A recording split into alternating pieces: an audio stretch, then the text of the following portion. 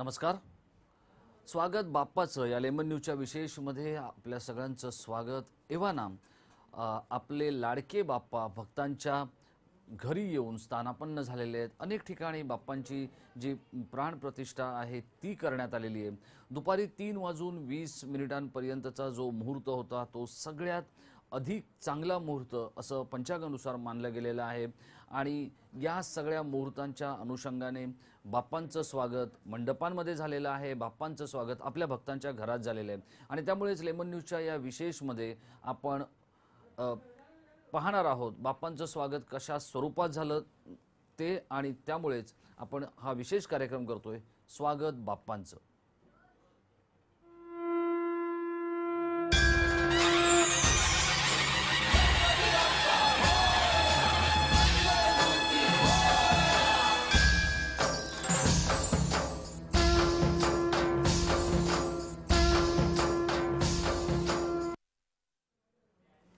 स्वागत बाप्पांचं या कार्यक्रमात सुरुवात करण्याआधी आपल्यापर्यंत एक बातमी जी आलेली आहे ती म्हणजे भक्तांचा लाडका बाप्पा गणराया हा वाजत गाजत गेले काही दिवसच वेगवेगळ्या कार्यशाळांमधून निघालेला होता आणि तो आज गणेश चतुर्थीच्या मुहूर्तावर मंडपांमध्ये सार्वजनिक गणेशोत्सवांच्या मंडपांमध्ये त्याचप्रमाणे आपल्या लाडक्या भक्तांच्या घरी वेगवेगळे जे सजवलेले मखर आहेत, जे फुलांनी सजवलेले, जे थर्माकोलने सजवलेले त्याच्यामध्ये स्थानापन्न झालेला आहे.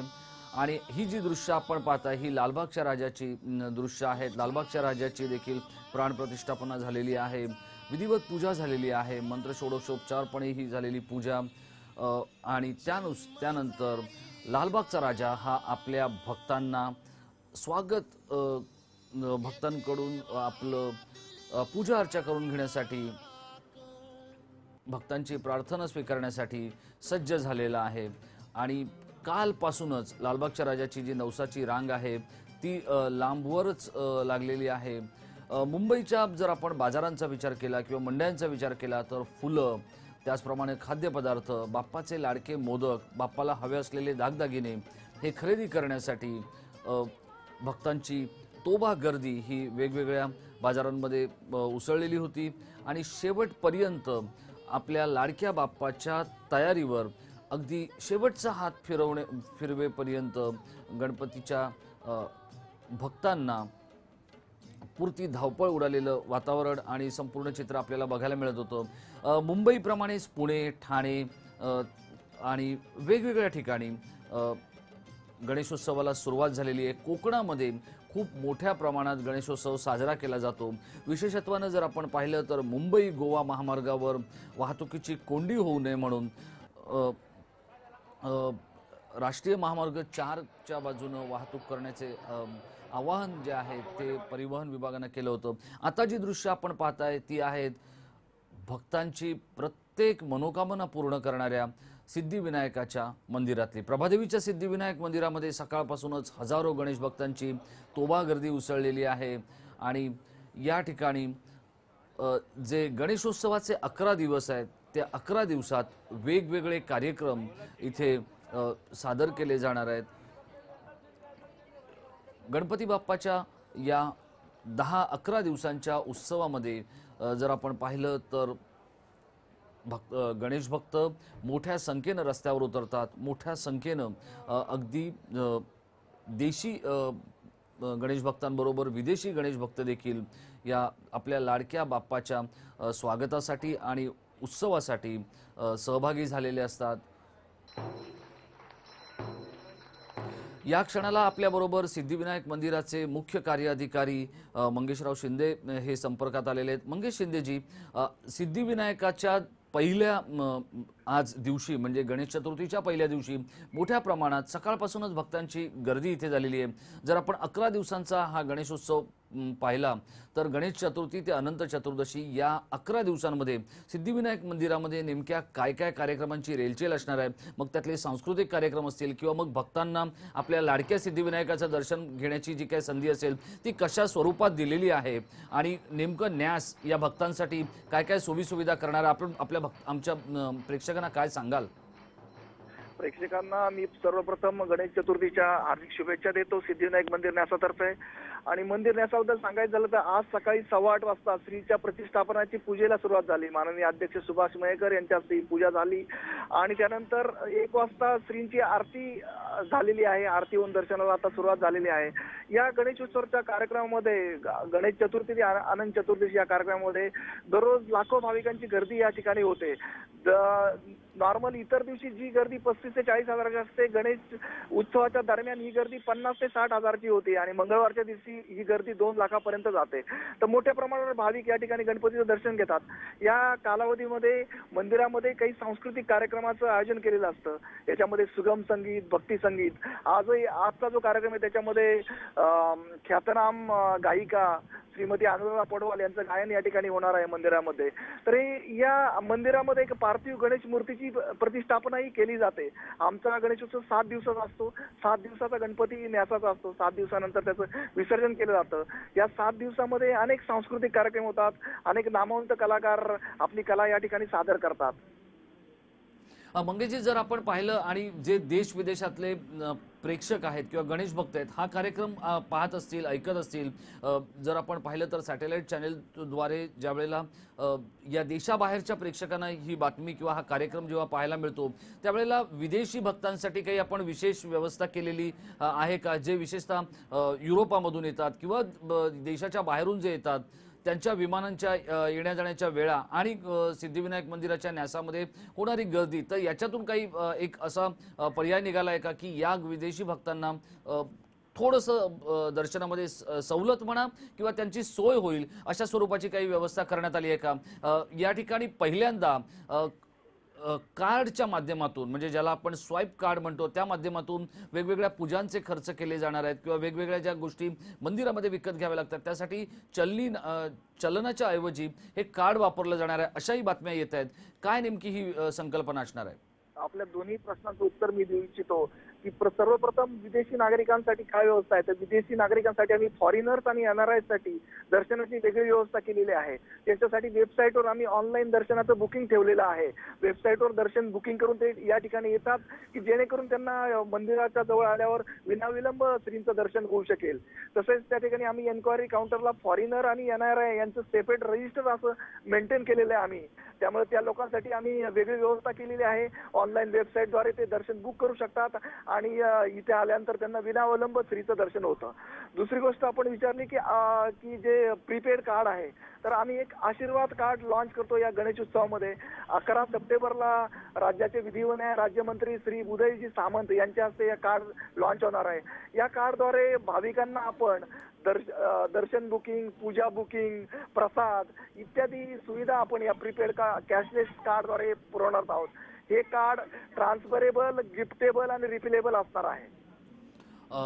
धन्यवाद मंगेशजी, आपण आपला अमूल्य वेळ या सगळ्या माहितीसाठी काढला. आपण काय चाललंय सिद्धिविनायक मंदिरामध्ये ते आमच्या प्रेक्षकांपर्यंत कळवलं, त्याबद्दल आपल्याला खूप खूप धन्यवाद. सिद्धिविनायकाचा हा जो महिमा आहे हा येणाऱ्या 11 दिवसामध्ये आपल्या लाखो कोट्यवधी भक्तांपर्यंत पोहोचवण्यासाठी लेमन न्यूज कटिबद्ध असेल असं मी आपल्याला इथे सांगू इच्छितो. हे होते मंगेश शिंदे, सिद्धिविनायक मंदिराचे मुख्य कार्य अधिकारी, आणि त्यांच्या म्हणण्यानुसार त्यांनी विदेशी पर्यटकांची, विदेशी गणेश भक्तांची काळजी घेतलेली आहे. त्याचप्रमाणे त्यांनी आशीर्वाद कार्डाची योजना 11 सप्टेंबर पासून राबवायचं ठरवलेलं आहे. या आणि यासारख्या अनेक गोष्टी स्वागत बाप्पाचं या कार्यक्रमामध्ये आपण पाहणार आहोत. मात्र इथे वेळ झाली आहे एका छोट्याशा अल्पविरामाची, अर्थात ब्रेकची.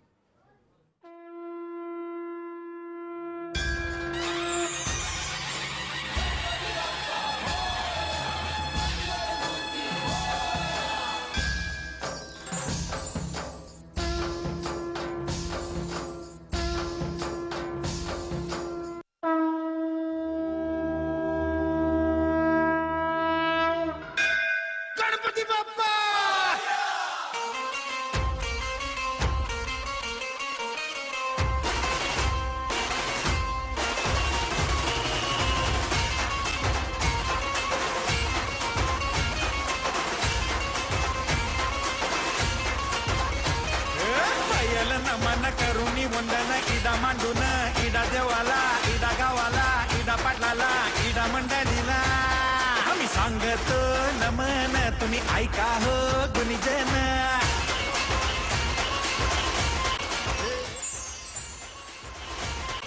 अगर आपने नहीं देखा होगा संभाल के पोछा मारा अभी। आइए ओ भाई साहब ये देखिए हॉल, ये देखिए चिल्ड्रंस रूम, देखिए कितना बड़ा है। आपके बच्चे खेलते खेलते थक जाएंगे। हो गया, मजे ले लिए। आइए। और यह है बेडरूम, इसकी खिड़की से तारे दिखते हैं, तारे। आपको क्या लगा प्रॉपर्टी डीलर हूँ? अरे आपको अपना घर दिखा रहा था। Pearls infrastructure. हम जानते हैं कि घर अरमान, उम्मीदों और सपनों का बना होता है, तभी तो हम घर बनाते हैं, जिंदगियां बनाते हैं। अक्षय बाथरूम कब धोगे? आज संडे है ना।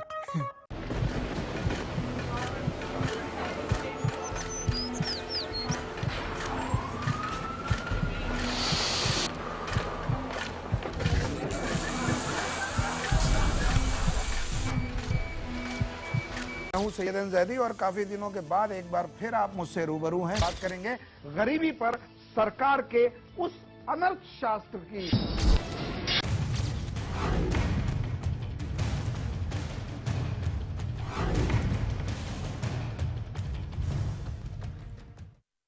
एसआरए योजना में भ्रष्टाचार, करोड़ों के एफएसआई की चोरी,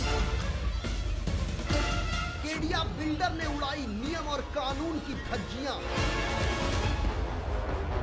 टीपी रोड पर बनाया transit camp, Sanjay construction company का मकड़ जाल। देखिए सोमवार दोपहर 12:30 बजे सिर्फ लेमन न्यूज पर।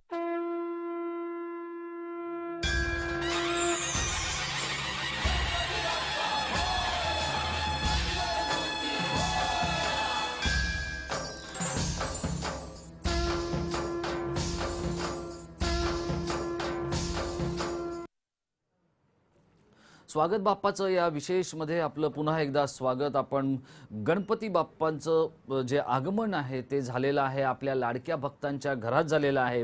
त्यांनी खूप प्रेमाने, श्रद्धेने आणि आस्थेने सजवलेल्या मखरांमध्ये घरातले गणपती बाप्पा विराजमान झालेले आहेत।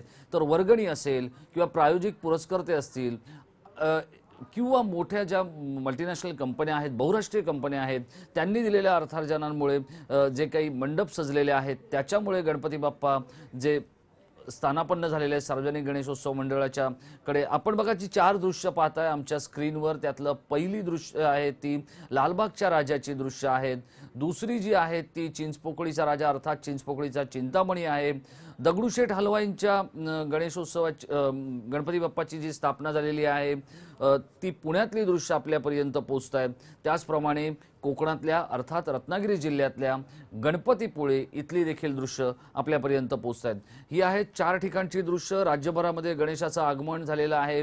गणपतीचे जे लहान मोठे भक्त आहेत, त्याचप्रमाणे कलेची देवता असलेल्या या गणरायाची आराधना करण्यासाठी मग चित्रपट संगीतकार असो किंवा कलाकार असो, सुलेखनकार असो, इतकंच नव्हे तर वेगवेगळे राजकीय नेते असो, या सगळ्यांनी आपापल्या घरी किंवा आपल्याला जिथे जिथे शक्य होईल तिथे गणपती बाप्पांची पूजा करायला, प्राणप्रतिष्ठापना करायला सुरुवात केली आज सकाळपासूनच। आणि दुपारी देखील या ठिकाणी आरत्या झालेल्या आहेत।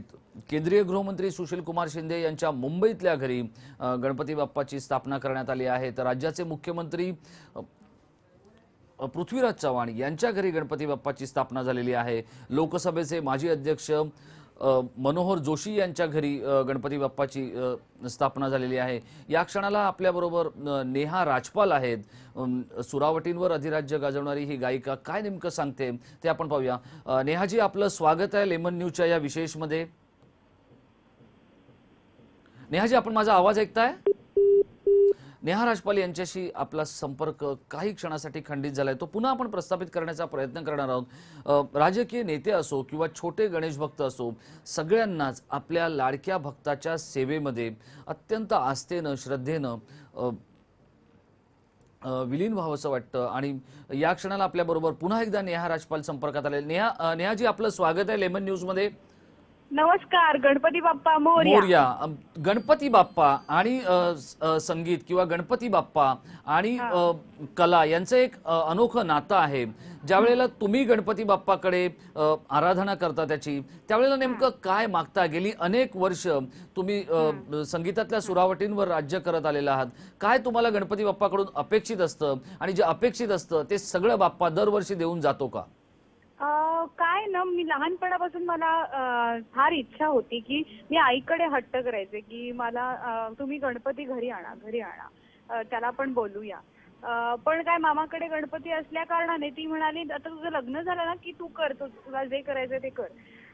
म्हणून मग माझं लग्न झाल्यावर मी ठरवलं की नाही, आता आपण करायचं, म्हणजे जी आपली इच्छा लहानपणापासूनची होती, बाप्पाचं स्वागत करावं आणि त्यांना आपली संगीत सेवा द्यावी आणि त्यांची सेवा करावी, ही इच्छा माझी दरवर्षी पूर्ण करायला सुरुवात मी केली.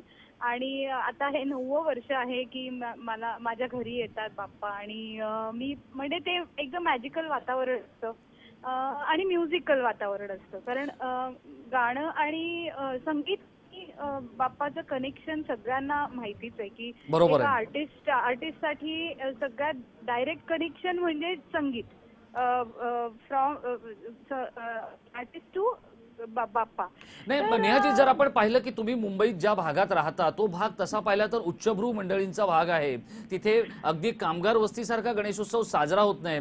प्रत्येक जण आपल्या आलिशान गाडीतून गणपती बाप्पा घरी घेऊन येतो, पण ज्या वेळेला गणपतीला निरोप द्यायची वेळ येते त्यावेळेला मात्र तुमच्या घराच्या परिसरात असलेल्या तलावाजवळ खूप मोठी भक्तांची गर्दी होत असते आणि तिथे हजारो भक्त येत असतात.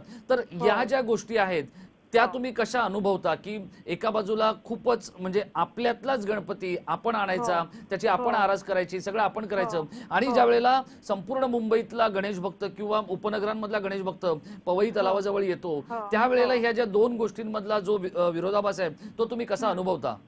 नाही, इनफॅक्ट विरोधाभास तिथे जाणवतच नाही, कारण सगळे इतके समान असतात की ते त्यांच्या बाप्पाच्या भक्तीत असतात आणि त्यांना आजूबाजू आहे ह्याची कल्पनाच नसते की अनेकदा तुम्ही त्यांच्यातले एक जातात त्याच गर्दीत थोड्याच श्रद्धेने प्रत्येक जण जात असतो आणि तिथे ऍक्च्युअल तुम्हाला चेक होतो की नाही सगळे. अगदी खरंय, अगदी खरंय. गणपती बाप्पाच्या समोर सगळेच सारखे असतात.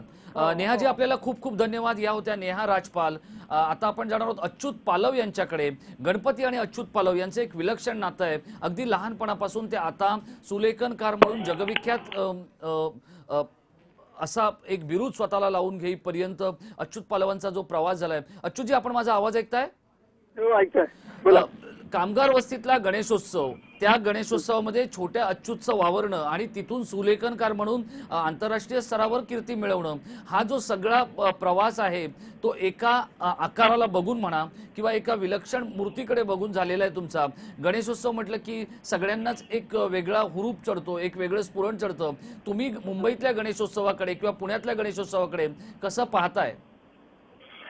पाहतो म्हणजे एक सगळ्यात चांगली गोष्ट म्हणजे ज्या गणेशोत्सवात मी वावरलो आहे, ज्या गणेशोत्सव मूर्तिकारांना बघितलेलं आहे, ज्या कामगार वस्तीत मी वाढलेलो आहे आणि तेव्हापासून मला नेहमी वाटत आहे की गणपती बाप्पाचं माझ्या घरात आगमन झालं पाहिजे. आणि कर्मधर्म सेवेने आज योगायोग असा तुमचा की आज खरंच माझ्या घरी म्हणजे बेलापूरच्या घरी बाप्पाचं आगमन झालंय. त्यामुळे वातावरण सगळं असं छान सुंदर आणि प्रफुल्लित आहे. आपण ज्या कलाकार म्हणून ज्या देवतेकडे बघत होतो की ज्या स्फूर्ती मिळणाऱ्या एका आकारातून मी जे सुरुवात केलेली होती, आकार तोच आहे, पण शेवटी कसं असतं की तुम्ही जसे जसे वाढत जातात, जसे तुमच्या कल्पना बदलत जात असतात, तसं तसं नवीन नवीन गोष्टी त्या आकारात घडत असतात मला वाटतं. आणि हा एकमेव असा फॉर्म आहे की या फॉर्म मधला असंख्य कलाकार, असंख्य सामान्य माणूस सुद्धा आपला आनंद व्यक्त करत असतो, एक श्रद्धा व्यक्त करत असतो आणि त्याच्याकडे बघण्याचा दृष्टिकोन आहे की तो एक कोणतरी गॉडफादर आहे अशा पद्धतीने तो बघण्याचा विचार करत असतो त्याच्यामध्ये. आणि मला वाटतं मी त्याच्यात काय सुटलेलं नाहीये, कारण मी पण आजही मी तसंच करतोय आणि तसं त्या पद्धतीनेच माझं काम चालू आहे. अच्युतजी, जर आपण पाहिलं तर दरवर्षी रंग असेल, माती असेल किंवा गणपतीच्या मूर्तीशी संबंधित अनेक गोष्टी दिवसागणिक महाग होत आहेत. आपण जेव्हा सामान्यपणे बोलत असतो त्यावेळेला महागाईची चिंता आपल्याला जाणवत असते, पण बाप्पाचं आगमन म्हटलं की मग अगदी कोकणातल्या मालवणापासून किंवा वेंगुर्ल्यापासून ते अगदी मुंबईपर्यंत कुठलाही भक्त त्या महागाईची चिंता करत नाही, अगदी आपल्या यथाशक्तीप्रमाणे हा उत्सव साजरा करतो. हे नेमकं काय आहे? नाही, मी प्रामाणिकपणे सांगतो की यथाशक्ती नाहीच असते.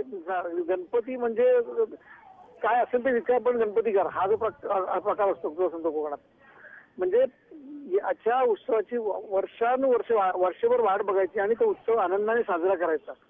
त्यामुळे मला असं वाटतं की त्या उत्सवामध्ये तो उत्साह जो असतो तो उत्साह लोकांचा इतका मोठा आहे. आणि आज तू जर बघितलं की आज कोकणामध्ये जवळपास 2.5 ते 3 लाख भाविक गेलेत, एवढ्या गाड्या, ट्रॅफिक जाम होत आहे. याचा अर्थ माणूस कुठेही असला तरी कोकणात जाण्याकरता तो तळमळलेला असतो. कोकणातला उत्सव जो असतो तो कोकणातला उत्सव साजरा करण्याचा, आणि मी तिथे असायला हवं. अगदी खरं, अगदी खरं. तुम्ही स्वतः कोकणातले आहात, तुम्ही स्वतः मुंबईतल्या गिरण गावातले आहात. हा जो या उत्सवाच्या मधला जो एक संयुक्तिक धागा आहे किंवा जी एक समानता आहे तुमच्यातला कलाकार आणि तुमच्यातला मराठमोळा गणेश भक्त किंवा कोकणी गणेश भक्त, या उत्सवाला मुंबई ते कोकण हे जोडताना नेमकं काय सांगू शकेल? नाही, एक मी सांगतो की कलाकार म्हणून आपुलकी आहे, भावनिक आहे, फक्त म्हणूनही भावनिक आहे. कारण मला वाटतं की पहिला फॉर्म आहे जो मी लहानपणी जेव्हा मी चालायला लागलो तर पहिलं काय बघितलं असेल तो गणपती बघितलाय. कारण माझ्या खाली एक गणपतीचा कारखानाच होता. तेव्हापासून माझी ती अटॅचमेंट होती, ती आजपर्यंत तशीच आहे. आता मी ज्याला लालबाग मधून ज्याला नवी मुंबईत आलो तरी मी लालबागचं स्वरूप म्हणा किंवा गावाकडचं स्वरूप म्हणा किंवा मी मध्यंतरीच्या काळामध्ये लालबागच्या राजावर एक 2019 पुस्तक केलं होतं. हे सगळ्या ज्याला अभ्यास मी ज्याला त्याच्या पुस्तकाचा करताना सुद्धा ज्याला बघितलं की माणसाच्या भावना बदललेल्या नाहीत, भावना त्याच आहेत, तशाच आहेत. फक्त त्याला काळ बदलतोय, काळाप्रमाणे काही पिढी आपापल्या पद्धतीने वेगवेगळं करण्याचा प्रयत्न करतो. पण ज्याला परत प्रत्येक माणसाला असं वाटतं की हे मी केलं पाहिजे, हे मी केलं पाहिजे. मी आता बऱ्याच ठिकाणी बघतो की ज्याला गणपती बघायला जातो त्याला मी जे अंडरपेशी म्हणतो किंवा ज्याला आपण जे म्हणतो की नाही आम्ही देवाच्या रांगेत उभे राहणार नाही, ते सगळी लोक मला कुठेतरी रांगेत उभे राहून शांतपणे दर्शन घ्यायला मिळतात. मला जरा बरं वाटतं त्याला की माणसाची श्रद्धा आहे ती कुठेतरी आहे अजून देवावर. आणि गणपतीकडे बघायचा दृष्टिकोन आहे असं मला वाटतं सर्व धर्मीय लोकांचा आहे की अगदी तिथे मुसलमानही असतात, ख्रिश्चनही असतात, पंजाबी असतात, सगळ्या प्रकारचे धर्मधराचे लोक आलेले आहेत. आणि मला वाटतं आज कालचीच एक बातमी ज्याला बघितलं तर वरळीसारख्या ठिकाणी ज्याला सर्व मुसलमान बांधवांनी ज्याला गणपती हातात घेऊन सांगत होते की आम्ही गणपती उत्सव करतो म्हणून त्याला मला असं बरं वाटलं की मला त्यावेळेला वाटलं की ही कुठेतरी तेढ जी होती माणसं कुठेतरी जातीतली धर्मातली ती कुठेतरी या बाप्पामुळे वेगळी ती कमी होत चाललेली आहे. आणि मला वाटतं तोच एक सगळ्या ह्या गणेशोत्सवाचा सगळ्यात महत्वाचा वाटा आहे. आणि एका देवामुळे किंवा एका फॉर्ममुळे काय बदल घडू शकतो हे आपल्याला बघायला मिळतं. हे आपल्याला बघायला मिळतं असं अच्युत पालव सांगतात. अच्युत पालव सर, आपल्याला खूप खूप धन्यवाद. येणारा गणेशोत्सव म्हणजे आजचा गणेशोत्सव आणि तिथून येणारं वर्ष हे तुमच्या आयुष्यामध्ये खूप भरभराटीचं जावं आणि आम्हाला कलाप्रेमी मंडळींना तुमच्याकडून असे काही कलाविष्कार बघायला मिळावं की त्या कलाविष्कारामध्ये बाप्पाचं एक वेगळं रूप असेल, बाप्पाचं एक वेगळं प्रारूप असेल आणि बाप्पा तुमच्या कुंचल्यामधून आमच्याशी संवाद साधू दे. एवढीच तुम्हाला मनोमन शुभेच्छा देतो या गणेशोत्सवाच्या निमित्तानं आणि तुम्हाला धन्यवाद देतो. हे होते ज्येष्ठ सुलेखनकार अच्युत पालव, मुंबईच्या कामगार वस्तीपासून ते अगदी न्यूयॉर्क आणि टोकियो पर्यंत ज्यांनी आपल्या सुलेखनाची जादू चालवली ते अच्युत पालव. अच्युत पालव, नेहा राजपाल या सगळ्या मंडळींशी आपण बोललो. बाप्पाचं स्वागत तर आपण पहिल्या दिवशी खूप जोरदाररित्या केलेलं आहे. पुढचे 10 दिवस या बाप्पाच्या पूजा अर्चा, त्याचप्रमाणे संगीत, गायन आणि नृत्य या सगळ्या आविष्कारामध्ये आपण बाप्पाची ज्या ज्या गोष्टीतून होईल त्या त्या पद्धतीनं सेवा करण्याचा आणि त्याच्या सेवेत तल्लीन होण्याचा प्रयत्न करणार आहोत. बाप्पाचं स्वागतमध्ये तुर्त आपण इथेच थांबणार आहोत. नमस्कार.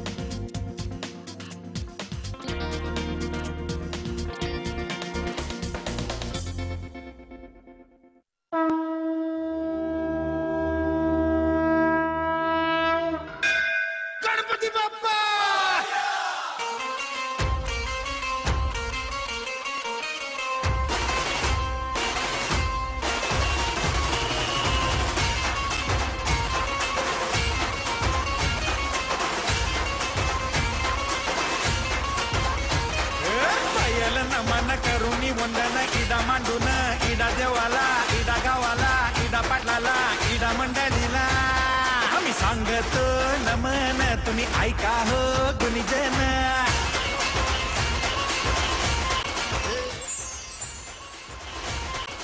SRA योजना में भ्रष्टाचार, एफएसआई की चोरी, केडिया बिल्डर ने उड़ाई नियम और कानून की धज्जियां,